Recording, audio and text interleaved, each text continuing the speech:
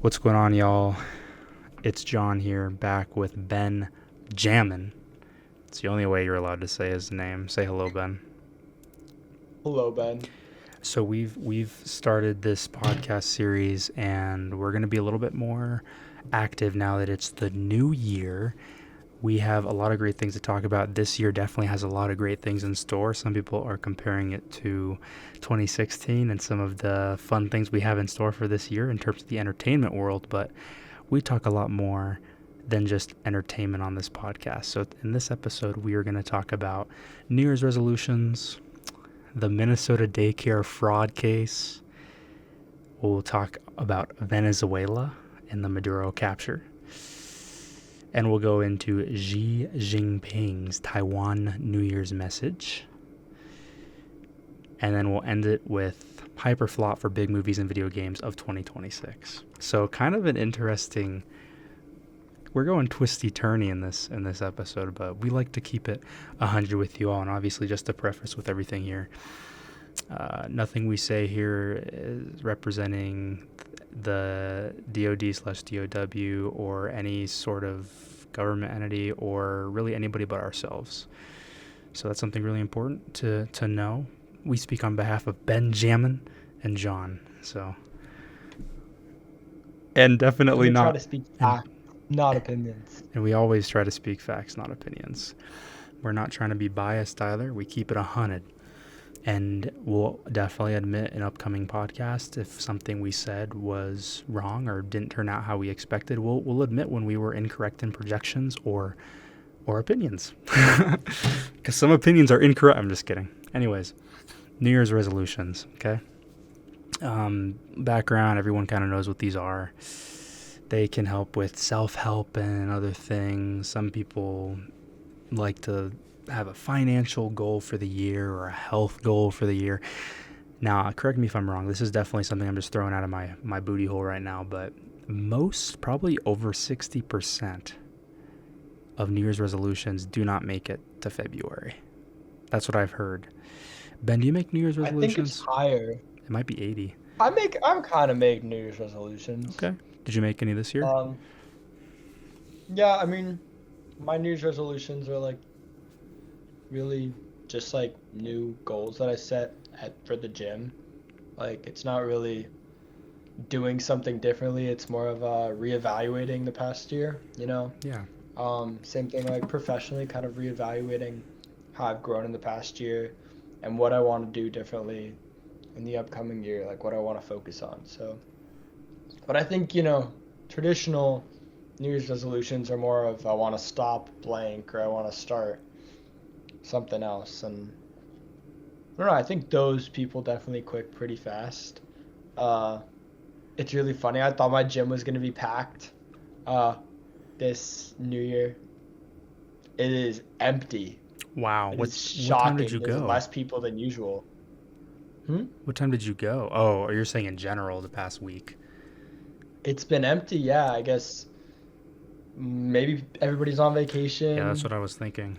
That's interesting. but there's been a lot of people around at the mall. Not a lot of people at the gym. New shopping goals.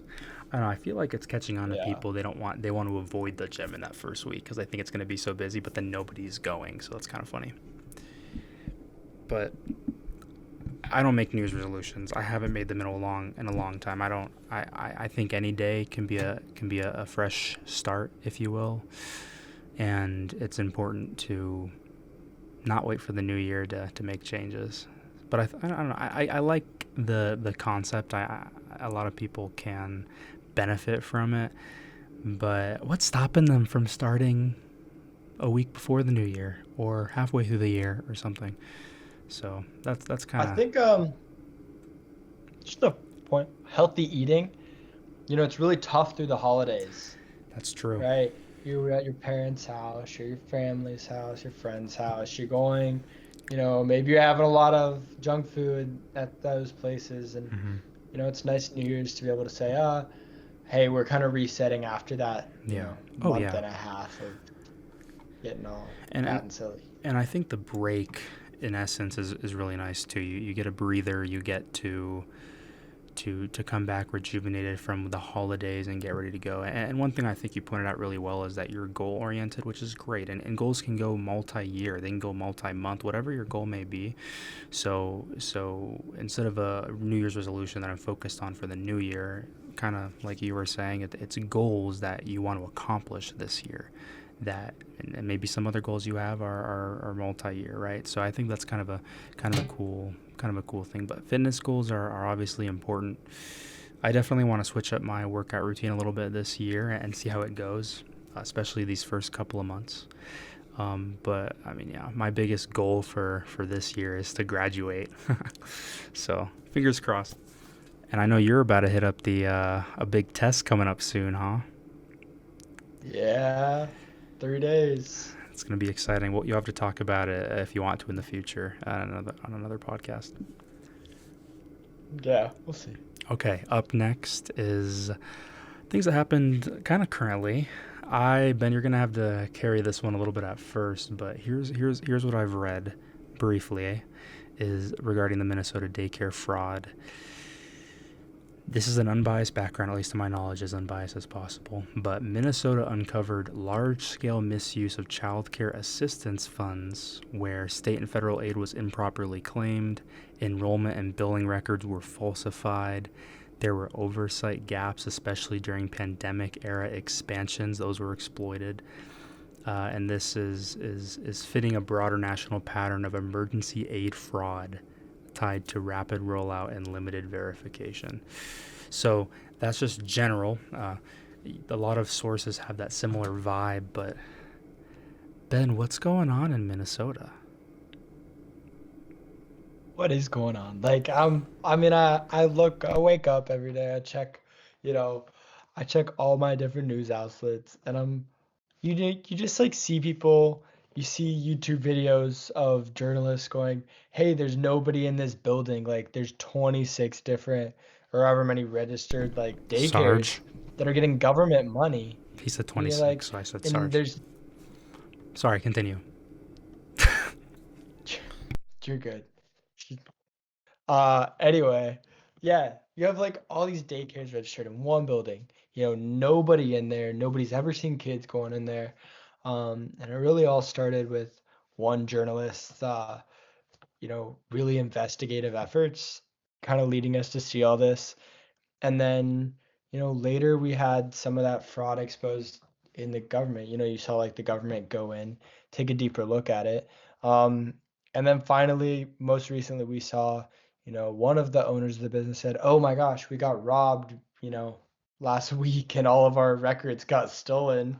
So we can't show you that we have records of all these kids." Um, you know, and he went on at the podium wearing $2,200 glasses. So really just a gross, $2,200 incompetence. glasses. That kind of reminds me. $2,200 glasses for somebody who's supposed to be on like a $60,000 salary a year, and you're like, I guess if they're pushing it, and just going the basics the rest of the way, that could be true. But you'd like really wonder why we're paying, for all this when there's no oversight. Yeah. I'm not, because I don't live there, but you wonder why those residents are. And there's outrage, and apparently they've been getting a lot of death threats, a lot of racist comments online to their voicemail, which is definitely not okay, but there's definitely public unrest about people's taxpayer dollars going to fraud that is greater than the entire GDP of, oh my gosh, I forgot the country. Zimbabwe? Just kidding, I don't know. No, who are all these daycares? What nationality are all these daycares Somalia. being linked to? Somalia, right? The fraud is estimated to exceed the GDP of Somalia. And Damn that's that. like that's incredible. Not in a good way, but Wow. Yeah, it looks like the total Americans value are of goods wondering and why we're services. spending that much. 13.9 billion is the 2025 estimate. So the figure is 9 billion in alleged fraud. So if that's accurate, then it's similar in magnitude, but it might not be larger. But that's still pretty crazy. I Yeah. I don't know. I've heard a couple of things, and I try to filter it the best I can. I know Tim Walz has served as the governor of Minnesota since 2019, and I know a lot of states did this, but there was a lot of social services and aid programs that were heavily expanded, especially during the COVID era. So the question is, how does this originate? And obviously, there is fraud that exists on all different levels of government in America's history and in a lot of other countries' history. So that pinpoint of wearing a $2,200 accessory and a $60K salary, I mean, it's possible, but I don't know if that's the best look. And it kind of reminds me a little bit of Mamdani's swearing in as mayor and a lot of the stuff he advocates for in like a socialism perspective. And you see his wife wearing, I forgot, like $600 shoes. Although that's totally fine, like there's nothing wrong with that, right? It can sometimes raise eyebrows. So perception, unfortunately, and fortunately in some cases, can become reality for a lot of people. So I'm interested to see how that unfolds, and we'll definitely have to talk about it. But it looks like there was systemic vulnerabilities throughout a long period of time, and they're probably going to be investigated. But can we blame anybody specifically? What do you think? I think that's something that we're gonna leave to an investigation. Uh, stuff always falls through cracks. Yeah. Government tries to do something, make a new program, whatever it might be, expand a program. There's Yeah. there's gonna be things that you don't see at first, with whatever project you're doing, and you have to go back and revise it, and make it better. And it could be that nobody intentionally did that on the government side, right? Um, but maybe there is. I mean, on the people running the daycare side, if there's nobody at your daycare, you got to realize that accepting money from the government's probably, it's not just a free gimme. It's not a blank check. Yeah, but uh, I guess we'll see once there's a little bit more investigation done. Yeah, no, that's totally valid. It's important to not come to conclusions too early, and this is similar with any situation that's so high level. There's going to be people who are going to come to very quick conclusions out of nowhere, and give some time. Don't be pointing fingers yet. Wait for proper investigations to go down. I'm sure there's going to be a lot of individuals involved, either accidentally or intentionally, that led to this to occur. So hopefully it's more accidental than intentional. But if it's more intentional than accidental, then our justice system will hopefully do its work. So, yeah, all right. Up next, we're going to move into Venezuela. Hot topic, really hot topic. I woke up yesterday morning and saw we completely rocked them. But Whoa. that's basically what it kind of looked like. What I will say is from a military perspective, before you get too deep into it, pretty impressive stuff. The United States can do some pretty impressive stuff. Huge shout out to Army Delta Forces and the intelligence community and everyone involved in things like that. And it was quick in and out. Pretty impressive stuff. No American lives were lost, and I'm interested to see the change in governance. So, my goodness, it's fascinating. So, a little bit of a background is we've had a socialist, basically communist leader in charge of Venezuela, Nicolás Maduro. He's been in there since 2013, and it's clear now. We have pictures have been sent by the Trump administration. He was captured, and he is going to be, him and his wife, they were indicted. They're going to be put on trial in New York. So that is definitely, we're going to see how that turns out. That's another investigation-like thing. We went in. It was only a couple of hours in the middle of the night. What you saw online is you had a lot of Venezuelans very happy for this to occur. And the Nobel Peace Prize winner, one of them this last year, was one of the opposition leaders in Venezuela. So it's kind of interesting to see who might come to power. There's a lot of other people. We captured the highest priority there, at least with the government, the U.S. government perceived to be as the highest priority to capture. And there's a lot of interesting things that were said, especially in the Mar-a-Lago brief of what occurred. In terms of the United States is going to be running the country for a little bit as it transitions, hopefully to a more democratic country. There is probably going to be, and you've seen videos already online of an uprising from the people, right? They are hopefully going to reclaim what a lot of the international community in many countries around the world saw as an illegitimate election last year. So it's pretty interesting to kind of see how what's going on over there. So Benjamin, what happened? Was this allowed? Should this have occurred?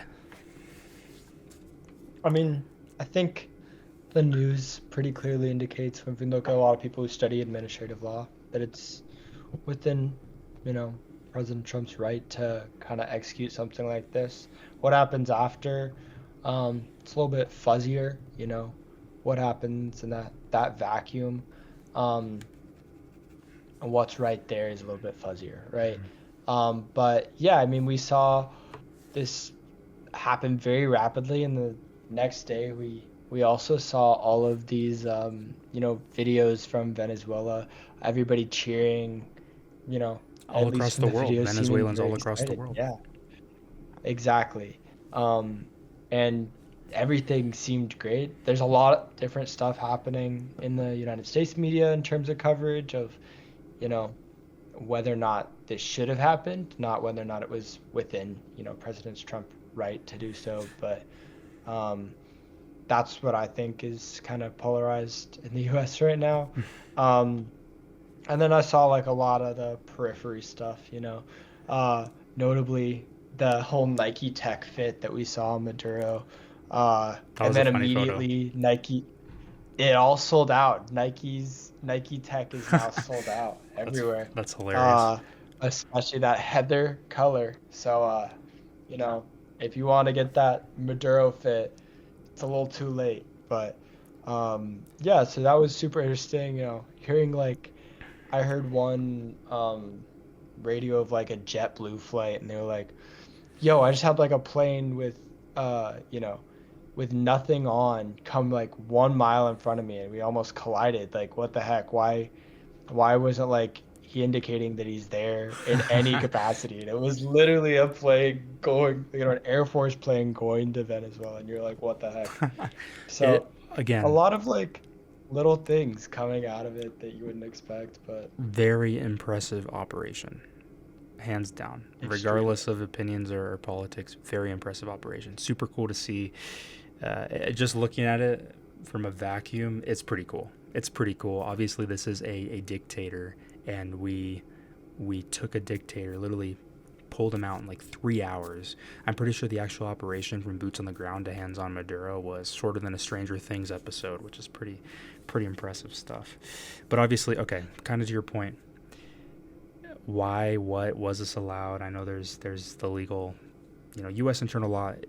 The U.S. indicted Maduro on drug trafficking and narco-terrorism conspiracy. That was the main things that were hit on, and obviously the administration is justifying it based off of that existing U.S. indictment and the need for the U.S. to enforce criminal law.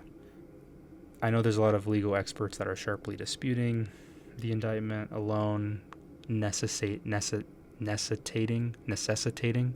I don't even know, whatever the word is, a military operation in another country. I know some people are concerned that, it's going to drag us into a forever war, which hopefully it does not do. It doesn't look like China or Russia, at least with hard power, are responding as much as some people may think. But of course, it's too early to tell on what could occur there, because obviously China and Russia do back, to an extent, they back Venezuela, and that kind of comes down to the meeting that was supposed to occur that next morning, or the morning that Maduro was captured, with Chinese officials, to hopefully get them to be a little more on their side in a potential future war conflict, especially with a country like the United States. So very interesting timing, but I think that's what kind of set off the trigger from Trump to be like, we need to take Maduro. And I think it's really important to understand that obviously China is threatening, right? And we're concerned. So there was definitely political reasons behind doing this at the current time. I know Congress, and the big issue is you need Congress approval for a lot of military operations. A lot were not, but none were not. They did not get authorization from Congress for the military action. But of course, there's an argument to be made of, if you want to do something secret, how do you keep it a secret? How do you reduce it? How do you reduce tension? How do you not have it delayed to a point where it's not as feasible, or you won't be able to be as successful with the operation? So it's multifaceted, you know. And that introduced like an extra risk too, you know. When you tell Congress, when you tell all those people, there's more people in the loop, right? They're probably going to tell parts of their staff, so their staff is aware. And you know, when you have such a big operation, you really don't know what's going to happen. The one thing that we know, this is according to the Times of Israel, and it's probably on other sources too, but there is no clear legal precedent for removing a sitting foreign head of state through military action primarily justified as enforcing domestic criminal charges without broader international authorization. The international community, it's kind of interesting. I think they're trying to, you know, teeter-totter this. I know Keir Starmer and Emmanuel Macron, the British and French heads of state, they obviously see this as welcoming, but of course, and I'm sure a lot of U.S. lawmakers and politicians think so as well.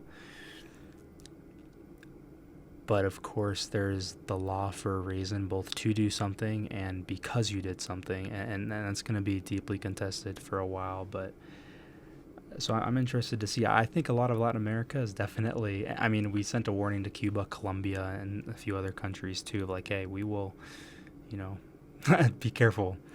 And I know Marco Rubio was on a little bit earlier because he's been getting, you know, they're getting pushback, and in news outlets too. There's other people. There's 4 or 5 other Maduro-like leaders there. The vice president, for example, she is going to probably take the helm for a little bit unless we do something about it. And Marco Rubio said it pretty simply. He was like, this operation, you know, was done with such precision. We chose the top priority, but it's he literally said absurd. It was absurd to being asked a question like, why don't we get the other ones? It's like, it's hard to do that. So really impressive how it was done. Hopefully it sets a warning. But I think it was, you know, looking at it in a vacuum, I think it was the U.S. stands for democratic values, and if it is, in this example, if it is harming U.S. national security, which arguably Venezuela and their leadership is with drug trafficking and narco-terrorism, then something needs to be done. So I'm interested to see what the ramifications will be and the second and third hand effects, or how China or Russia may justify some military operations themselves if the U.S. is setting the standard. So very interesting stuff. All right. We spoke briefly about it with China visiting, basically on their way. Maybe they had a brief visit before, but I think they were going to have a much higher level. It was a couple hours. Yeah, they had an envoy a couple hours before the operation. And then we swipe him out. Sorry, he will no longer be at the meeting. The upcoming meeting. You can Zoom call him in the helicopter if you want. He won't be able to hear you. Yeah. So we'll talk. Let's talk about Xi Jinping. Okay, Xi for the new year delivered a slightly concerning New Year's message, reinforcing long-standing PRC positions. Right, Beijing frames unification as inevitable. Messaging emphasizes national unity. The language was firm. It was deliberately calibrated to. This happened before this Maduro captured too. Taiwan operates within its own government, right, and military. Its international status remains contested, and obviously this is what China's referring to. So there's been a lot of talk for a lot of time on China creating a huge conflict, leading probably to a huge war in the Indo-Pacific, especially with the reunification of Taiwan. And it seems like, gosh, it might come sooner than expected in some cases. 2026 might, Sarge, by the way, might become the hot year. And I think 2027 has been a lot of estimates for things, but maybe it's going to come sooner than expected. Maybe it'll come this summer or something like that. Ben, how much do you know, Ben, about like Taiwanese unification? No, the one China policy? The one China policy. Is that what you're referring to? A good bit. When I was at high school, that's the only thing that I studied for about a year as Okay. a debate team captain, policy debate team True. captain. Uh, yeah, so I did a lot of writing about the one China policy and possible issues with that and kind of wargaming that defense. In It's high a very school. interesting Wargaming it in high school. in high Wow. school. Dang. I mean, we wargame Uh, at very high levels. like word. Yeah, it's not a high level war game and it's policy debate. It's a little bit different of a ball game. Not very accurate Right. in terms of weighing powers, Yeah. but yeah, I mean, I think we see the policy, if you've used DeepSeek and you've mentioned Taiwan, you'll see a response from Or DeepSeek Tiananmen because of Square. China saying, yeah, Tiananmen Square, that's not an acceptable thing to really ask about, right? They're gonna have a pretty solid rejection, response to what you're saying. Right. Because China's belief is that Taiwan is part of Is China, China. has always been part of China, and will be reunified in a more central capacity in the future. Mm-hmm.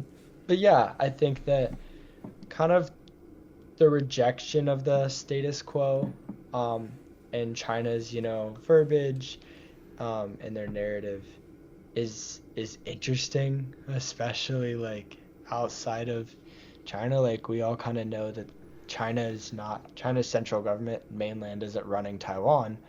So to me that's kind of interesting, right? But definitely geographically they're, kind of big brother standing over your shoulder waiting for mommy to leave the room.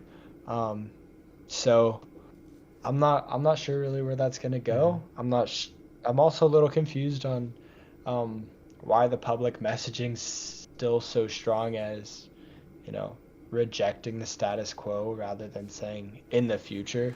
Mm-hmm. But yeah, what do you think about that? So, I mean, one thing's for certain is the United States. We've been really posturing ourselves for a conflict in the Indo-Pacific. We've been pumping a lot of money into Taiwan, into Indo-Pacific. I mean, Japan is a huge fan of us right now. South Korea is a huge fan of us. Japan and South Korea might not be the biggest of friends, but they like us enough because we know that they need us there in the event of a destabilization act by China. So it's definitely interesting, and I will say from a space and cyber perspective, what I personally believe is we're going to see some of these effects if we haven't already seen them already in the space and cyber realm of China. I think that's how a war is going to start. This is just my opinion, but I think any sort of conflict, we're not going to see boats moving up really close, and obviously that's already occurred to an extent with a lot of Chinese training exercises where they get pretty close. I mean, we've tussled a little bit. We've bumped a little bit with Chinese military, both in the sea and in the air over in the Indo-Pacific around Taiwan. I mean, every single day we are staring at them and they're staring at us. And then every single day so far, they've said, today's not the day to strike. And I think a lot of that is because of the United States deterrence. So I'm sure they're doing a lot of calculations right now, especially with the operation we did in Venezuela on, okay, what makes sense? China obviously has its hands with Russia right now a little bit in supporting that effort with Russia invading Ukraine, and that's been going on for a long time. So China probably doesn't want to have a crazy multifaceted approach to any conflict. They're going to want to concentrate on Taiwan. And Russia and China, they're gonna do their talks, right? And it's gonna be kind of interesting. North Korea is important. Iran too. When you get all those involved, those are our strategic competitors, and we change the definition of what we call those countries sometimes. But I mean, Trump released the national security strategy a couple weeks ago, and I mean, it emphasizes it there, right? That's a public-facing document. The Indo-Pacific is very important. Obviously, our continent's very important too, and we've been making that pretty clear. But the Indo-Pacific is more important to the administration than Europe in terms of our national security. So some of the highlights I want to hit on is from his New Year's message, is 2025 marks the completion of China's 14th five-year plan for economic and social development. And China, knowing some of their history, right, they plan things out for the long haul, right? They have these anniversaries coming up and everything like that for economic and social development. And over the past 5 years, this is what Xi said: we have pressed ahead with enterprise and fortitude and overcome many difficulties and challenging. We met the targets in the plan and made solid advantages on the new journey of Chinese modernization. Economic output, talked about that, touted clear waters and lush mountains have become a salient feature of the landscape, thanked the people for their hard work. But this year, 2026, or the past year, there was the 80th anniversary of the victory of the Chinese People War of Resistance against Japanese aggression in the World Anti-Fascist War, and established Taiwan Recovery Day. So these are some national events they had, right? Inspiring China to remember history, honor fallen heroes. He talked about AI models competing in a race to the top. Talked about that. The Taiwan 2 probe began its star-chasing journey, so he highlighted their space endeavors, which I definitely have a good amount of knowledge on. But yeah, they talked about summits they had. They talked about global leaders meeting. It's I don't know. It's interesting, right? I mean, China's a powerhouse, right? And one of the most just, they're starting their 15th five-year plan this year, right? That's important to reflect on. And Xi emphasized only a strong Communist Party of China can make our country strong. So obviously right there, we don't align with communism very well in the United States. Some people might try to push for that a little bit more here, but in general, we don't do that. And obviously that's a security threat to us. So what do I think? I think that, and you share a very similar sentiment, to where, like, every single day, we're gonna be wargaming and we're gonna be finding innovative ways to use things that already exist to get the mission done, right? As a upcoming Space Force officer, it's space. I think space is a make or break for a future conflict, really anywhere, and we're gonna need to rely on our allies as well for a confrontation. So it's fascinating stuff, but I think we live in exciting times for sure. So I'm planning on 2 Japan visits this year. So I plan to go to Japan twice. And I'm really interested in going to Taiwan. And Ben, by the way, you're invited to Japan if you want to join. It'll be in the summer. So let me know what you're doing. Time? The second time. Oh. You gotta come in the summertime. It'll be fun. Getting uninvited from the first time? You're not. Well, maybe you can go twice. We'll have to figure that one out. We'll talk about it. But I'm trying to go to I'm just Taiwan. hoping, John. I'm trying to go to Taiwan for a You couple mean days. you mean the island of? That was a joke. I apologize. Planning on going to Taiwan. I think it'd be really cool to talk to the people. I've heard it's a beautiful place to visit, and I don't know. I've never been to the Indo-Pacific. I'm really excited to go. I want to go to South Korea too, but that's an area I want to become an expert on because I think it's gonna be. It's gonna be. That's when you look at economics. I mean, India, China, Japan.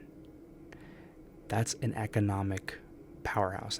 They concentrate probably the majority of global wealth at this point. I'd have to fact check that, but it's definitely it's impressive. So I want to, it's important to learn about different cultures around the world, especially from a national security perspective, to figure out how we can best cooperate amongst each other and figure out where we align. You got to find how we can be unified, right? And obviously we are very unified with a lot of our democratic Indo-Pacific allies. So how do we continue that, and how do we hopefully keep deterring China from making any decisions of invading Taiwan? So that'll be a fun conversation. We'll have to get more in depth on that, especially as the summer approaches too, and definitely after our visit in Japan. We'll have to do a podcast in Japan and potentially one in Taiwan. That'd be pretty fun too. So, all right. We have to. Okay. Any comments on that one? Anything else? No. I think it'll be interesting. Hopefully John makes it back from his trips, unscathed. Yeah. Maybe not. I don't know what I'd do without this guy, so Oh, be it's safe. very thoughtful. It's very thoughtful of you. I have a little more Dude, free you know what time. we got to talk about? We totally forgot to talk about our Orlando trip. I was gonna say, I didn't know if you were working on posting something about that, I but am. guys, keep an eye out. We're gonna have a video coming out real soon. Mm-hmm. A vlog. It's gonna be great. You're gonna love it. Minnesota mom style, for sure. Oh man. Yeah, it was super fun. Got to see our favorite SpaceX rockets. The first time I've seen a rocket launch in person. And me too. Ever. And me too. It was sick. It was cool. Yeah. We got to talk about cars next vlog too. I've been researching a bunch of different cars, including Tesla. We do. We got to talk about that. We do have to talk about We that. will. We're gonna be trying to release these every week now. Ideally, like 45-minute or hopefully 30 to 45-minute vlogs. Speaking of time, let's get to our last one. We got a couple minutes left in this episode. What's our last one? 2026 movies, movies and video games. Hype or flop. Yeah. All you need is hype or flop, and you can elaborate on them if you want, okay? So Can I abstain if I don't know what it is? you can. Okay. All right. We're at number 1. We're going to start with the big one unless you want to start. No, go for it. I'm All right. drum rolling. Dune Part 3, hype or flop. I think it's gonna be hype. What do you think? I think it's going to be hype too. I've watched the first Dune. I just started the second Dune. For some reason, I can't watch them in one sitting, but it's been developing. The story's been growing. I want to try to read the books by the Because they're time. long. Exactly. I want to try to read the books. But we got to talk about books too. I read a good amount of books. I finished a book yesterday, but I want to read Dune. I haven't been reading a lot of fictional books, but I need to read more novels and I don't read a lot of such. fiction either. Like I've read like an investment book and stuff like that, or like an ideology book, stuff like that. Okay. Avengers Doomsday. Wait, on the Dune thing? All right, Dune filmed in real IMAX, Okay. which, if you guys don't know, there's like 13 IMAX cameras actually around the world, like total, and I think 9 of them right now are functioning. Only 30 movie theaters, 30 to 35 movie theaters. You can actually see the full, like, duo Wow. laser IMAX. Dune's one of them. I did not know that. Dune 2, not Dune 1. Okay. I Yep. watched Avatar, the new Avatar movie, a couple weeks ago, and the frame rate was like Yeah. 120 frames, like the movie. Uh, Dune 2 is one of the few movies also, if you didn't know this, that's available in 8K. Dang. You can watch Doom in 8K, get it on Blu-ray. It's about 100 something gigs I on a triple layer and Blu-ray. and Avatar. Check out the new Avatar. I watched it at Laser AMC. Anyways, it looked beautiful too. It looked beautiful.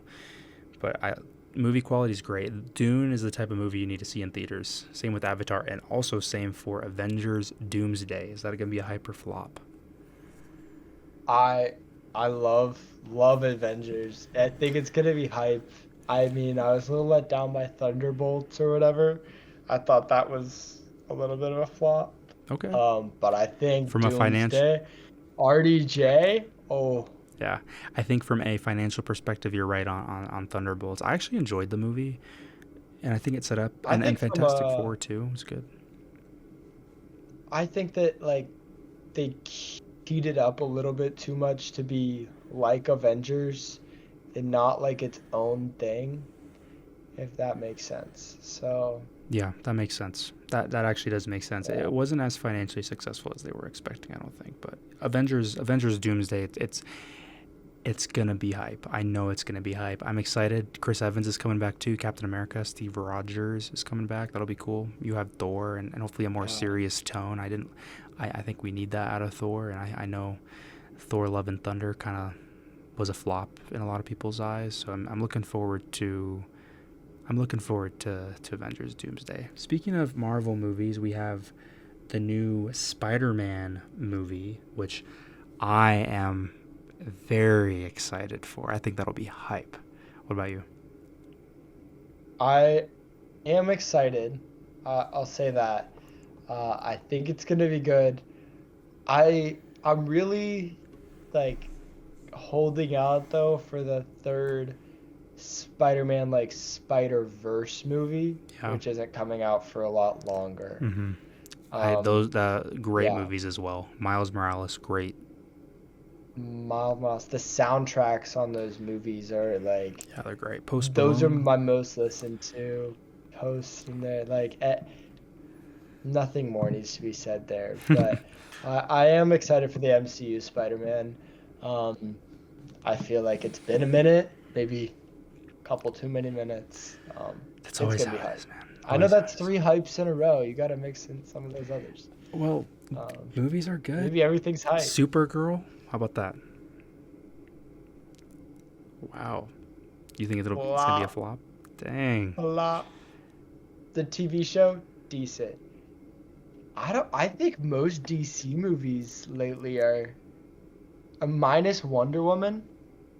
Oh, I Wonder feel like Woman most DC 1984. movies, yeah, 1984 also, but Okay. like the original Wonder Woman.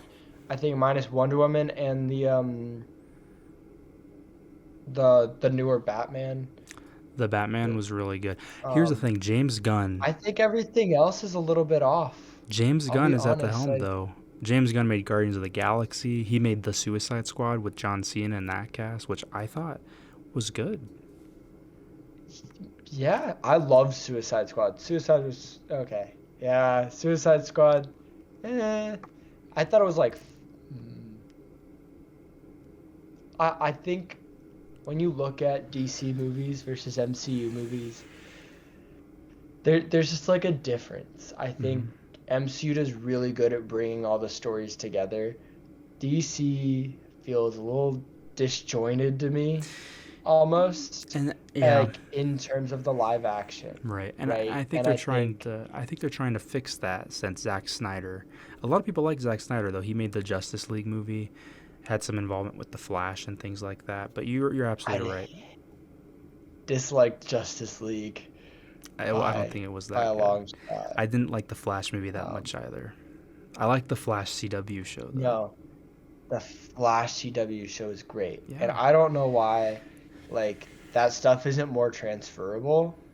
Because I It's mean, it's it's you're like taking IP rights and stuff. It's just owned by different the entities. IP stuff, I understand, but like, taking not like the technical stuff, but like they should be able to take those emotions people have built with those shows and bring them over. And The I think part of the actors, issue is probably out the actors and the fact that they've built so much of that like in the show. You built it with the actors in that show and you're going to try to transfer it to a completely new right, character. right. It's hard. Could you imagine if like halfway through the MCU they replace like Iron Man with uh, out I don't know, like Some some other actor. guy who's Same old, with Chris Evans right? for Captain America. Even though they've been clear it's a Steve Rogers and he's separate, it's still hard. It's hard to beat. So yeah, it's definitely interesting. I have hope for the DCU. I'm excited for the new movies. I think it's just getting started. Superman I thought was pretty good. I think the Batman, very interesting combining those two types of movies together at some point potentially. I'm trying to figure out how that'll look, but I'm interested to see. I know they delayed the Batman too. I'm excited. It's gonna be hard to beat the MCU though, but they have a chance, at least rivaling. But that'll take a couple of years. It's not gonna happen this year though. Supergirl, yeah, yeah. Okay, I hear you.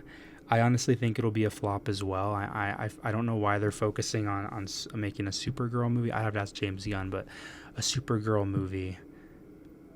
There's great DC I think the characters. TV show did well. Yeah, but and that's like with the Penguin. The Penguin is a good show too. There's just different. You're saying disjointedness. They, I think, have a lot of great characters. DC has a lot of great characters they could develop some movies on, and they're focusing on obviously those big Justice League characters.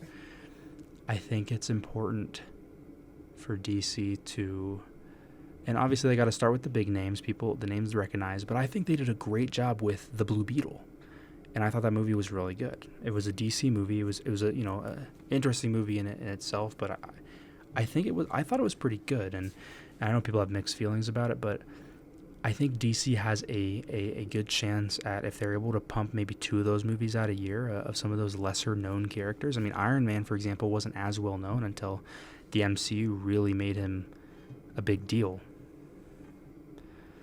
The Blue Beetle was a DC movie. Yeah.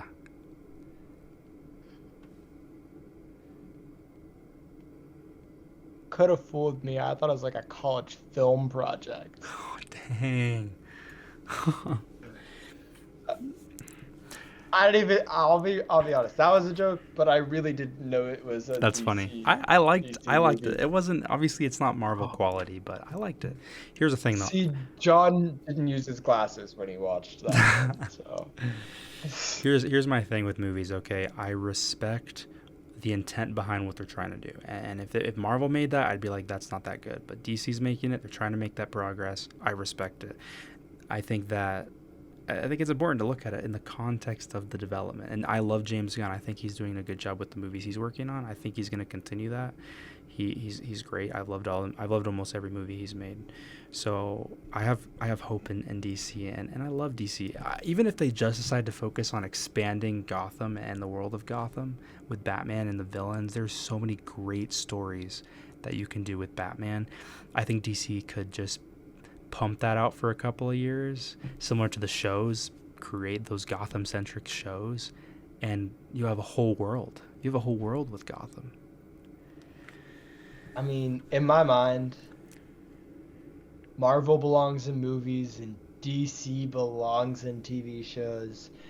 And I Yeah. don't think they don't need to cross over too much. It's hard. Marvel's got some TV shows. I don't think they do great in the term No. TV shows. And the reason behind them wanting to make all those TV shows was, I think, very nearsighted, and they were just trying to make a quick buck. Sorry, Disney. But anyways, we're not going there. Yeah, that's what we could probably have a whole separate video, a whole separate podcast about that. But anyways, interest of time, we're gonna speed it up. We're gonna skip the other movies. The Odyssey, actually, we got to hit the Odyssey. Hype. I think it's gonna be hype. Great cast. I'm not sure. Okay.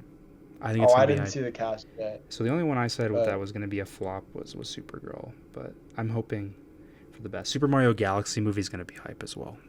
Almost forgot to mention that. That's like my movie, my near and dear movie. I'm excited for. oh shoot, I just saw the cast of the Odyssey. It's pretty good. Matt Damon. You got a couple other people I don't remember off the top of my head. I'll be honest, it looks like a good cast. I don't know how all those people are gonna like mesh on screen. I know. You know what I mean? I'm excited though. I'm excited. I It, love movies. Okay. the Martian, I'm gonna say like other people. The Martian, Spider-Man. I don't know what else Elliot Page has Oh, that's done, true. Tom but Holland's in it. Yeah. Batman, um, Mary Jane, basically, um, a, the Devil Wears Prada's assistant, uh, and then some funny guy, and then what's John Bernathal's character again? Punisher. Punisher. Yeah. That's a crazy like combo. Yeah, it is an interesting combo. But dude, I think they're gonna make it work. I think they're gonna make it Yeah. work better than the Minecraft No, movie I'm tried to sure make they're it gonna work make it with work. Jack Black and whoever's the actor for Aquaman. Forgot his name. Um, Jason Mimosa. yeah, Mimosa. Momoa. But yeah, so yeah, I Samoa. wonder what they're gonna do with I don't know. Aquaman. They might carry him over. I don't remember how successful the recent Aquaman was, and then you obviously had that Johnny Depp. The whole thing with Johnny Depp and his ex-wife, who stars as somebody in Aquaman. I don't. Oh,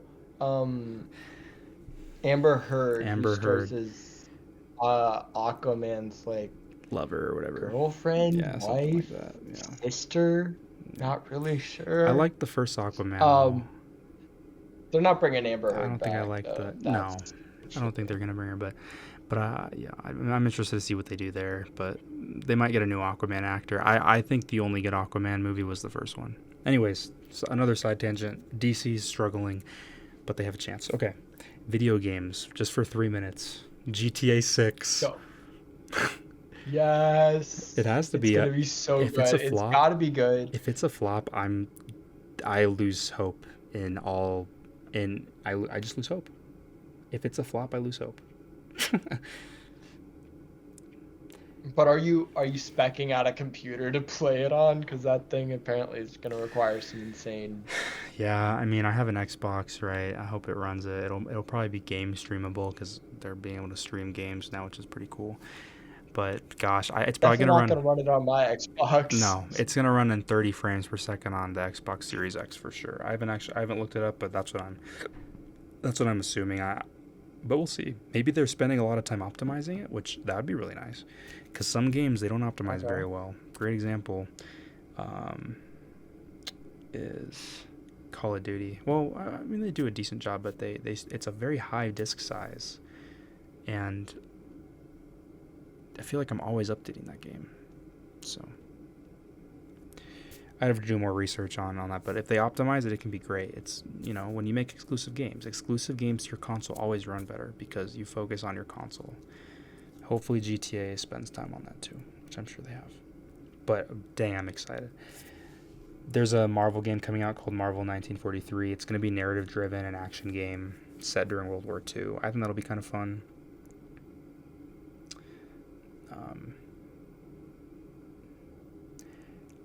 Yeah, you don't really know any of these other games. We'll just end it there. None of the others. We have Gears of War E-Day. I know what Gears of War is. Gears of War, it's going to be a prequel. It's going to be a little more darker than some of the other ones. I'm a huge fan of Gears of War. I like Gears of War Judgment. I haven't played Gears 5. Want to play it at some point. But I'm excited for Gears of War E-Day. I'm excited for a fresher feel to the game. Control 2. Haven't played Control 1, but I heard they're both fun. It's a psychological action game. You know 007, like James Bond, right? Who? So there's a 007 First Light game. Haven't looked into it at all. New Tomb Raider. Do you know Tomb Raider? Lara Croft. Oh, yeah. I've only enjoyed Tomb Raider games, so I am excited for Legacy of Atlantis. That's the game. Sick. But we will definitely, when GTA 6 comes out, we've got to try to play it together, but we will have a podcast about, was it worth the decade-long wait?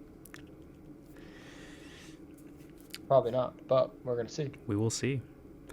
All right, well, hey, sorry we busted our time hack by 5 minutes, but a lot of exciting stuff we talked about.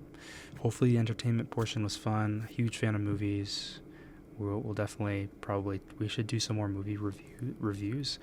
One thing I've learned pretty quickly is I find a lot of reasons to enjoy movies, and it's really hard for me to not enjoy a movie unless it's like truly bad. I love movies. I love the cinema, but I do recognize that not all movies are created equal, and I'd love to go in depth on that in the future. Last movie of 2025, last episode of Stranger Things, season finale, series, kind of, volume 1 finale. In my opinion, trash. I heard it was the lowest rated season.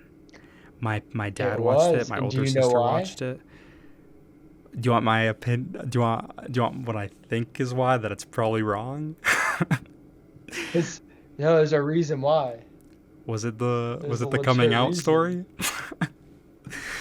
I'm just No, kidding. that was the second to last one. And that. Okay, if you're gonna say that anything, made- you got to do a spoiler alert for the audience. But the last one set up the entire, like, Stranger Things universe. Basically, it split the characters on different paths, and set it up for stage 1, like an MCU stage that consists of like 5 different things before Stranger Things Volume 2, which is different than like season 2. Sometimes that reminds me of like how Fortnite does like the chapter and seasons now because they have so many. They need to know when to stop shows. Great example, Lost. They stopped it. Walking Dead, they kept milking it, and nobody watches it past season 8. You got to know when to stop a show. You got to know. And I stopped watching Stranger Things at season 1. I think it had great hype. This was when Netflix was making their Netflix originals. Great time.